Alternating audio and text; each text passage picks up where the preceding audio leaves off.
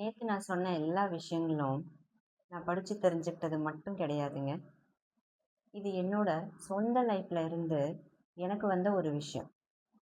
நானும் என்னோட சின்ன வயசுல இருந்தே பாடி ஷேமிங்க நிறைய எக்ஸ்பீரியன்ஸ் பண்ணியிருக்கேன். இப்போ வரைக்கும்.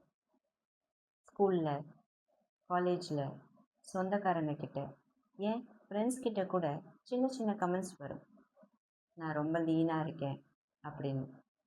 அது மற்றவங்களுக்கு வேணும்னா ரொம்ப சாதாரணமா தெரிஞ்சிருக்கலாம். ஆனா எனக்குள்ள அது ரொம்ப டீப்பா இம்பாக்ட் பண்ண ஆரம்பிச்சது. ஒரு பாயிண்ட்ல நான் மிரரை பார்க்கறதையே அவாய்ட் பண்ண ஆரம்பிச்சிட்டேன். ஃபோட்டோஸ் எடுக்கவும் பயந்தேன்.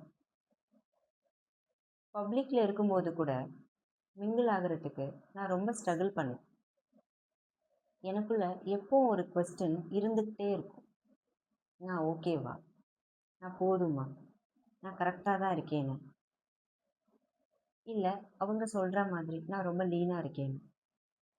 அந்த ஃபேஸில் எனக்கு கைட் பண்ண யாரும் இல்லை. நானா தேடி, நானா ஸ்ட்ரகிள் பண்ணி என்னை புரிஞ்சுக்க ட்ரை பண்ணேன். ரொம்ப டைம் எடுத்துச்சு.